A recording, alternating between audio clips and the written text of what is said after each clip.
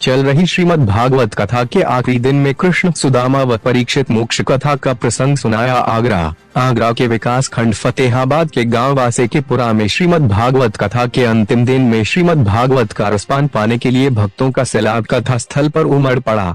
आचार्य गजेंद्र शास्त्री ने अपने मुखारविंद की मधुर वाणी से श्रीमद् भागवत कथा को समापन करते हुए कई कथाओं का भक्तों को श्रवण करवाया, जिसमें प्रभु कृष्ण के 16,108 शादियों के प्रसंग के साथ सुदामा प्रसंग और दत्तात्रेय व परीक्षित मोक्ष की कथाएं सुनाई। आचार्य ने बताया, सुदामा जी के पास कृष्ण नाम का धन था। संसार की दृष्टि में गरीब तो थे, लेकिन दरिद्र नहीं थे। अपने जीवन में किसी से कुछ मांगा नहीं। पत्नी सुशीला के बार बार कहने पर सुदामा अपने मित्र कृष्ण से मिलने गए। भगवान के पास जाकर भी कुछ नहीं मांगा। भगवान अपने स्तर से सब कुछ दे देते हैं। सुदामा चरित्र के माध्यम से भक्तों के सामने दोस्ती की मिसाल पेश की और समाज में समानता का संदेश दिया। इसके उपरांत दत्तात्रेय जी के 24 गुरुओं के बारे में बताया। कथा समापन के दौरान आचार्य गजेंद्र शास्त्री ने भक्तों को भागवत को अपने जीवन में उतारने की बात कही, जिससे सभी लोग धर्म की ओर अग्रसर हो। साथ ही भक्तों को बताया कि श्रीमद् भागवत कथा का 11 दिनों तक श्रवण करने से जीव का उद्धार हो जाता है, तो वहीं इसे करवाने वाले भी पुण्य के भागी होते हैं। और कथा के समापन के बाद भंडारे का आयोजन किया जाएगा। कथा के दौरान कथा में समस्त ग्रामवासी मौजूद रहे। मेरा नाम गजेंद्र शास्त्री, गढ़ी खाड़ेरा, थाना शमशाबाद, जिला आगरा, तहसील फतेहाबाद, उत्तर प्रदेश से। मैंने MA संस्कृत से किया है।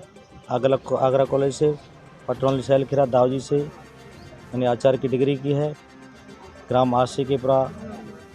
आशिकपुरा में मैंने 11 दिन की भागवत कथा का आयोजन किया, जो सर्वसम्मति से संत के द्वारा कथा का आयोजन किया गया, जिसमें 10 दिन तक बहुत अच्छी प्रकार से भागवत कथा चली।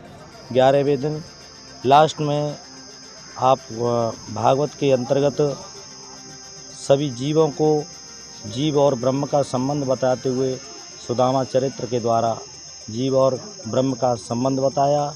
उसके पश्चात में दत्तात्रेय के 24 गुरुओं की कथा का वर्णन किया गया और उसके पश्चात में भक्ति योग, ज्ञान योग और कर्म योग की महत्ता का वर्णन करते हुए अंतिम समय में परीक्षित मोक्ष की कथा का वर्णन किया गया, जिसमें सभी जनता भक्ति भाव में सरावर हुई और बड़ी विनम्रता पूर्वक भागवत कथा का जो पूजन था, उस पूजन का सम्मान पूर्वक सभी ने पूजन किया और व्यास का सम्मान किया।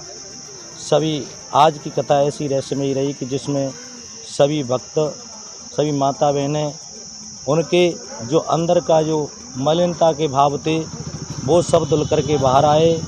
उनकी आंखों से आंसू बहते रहे।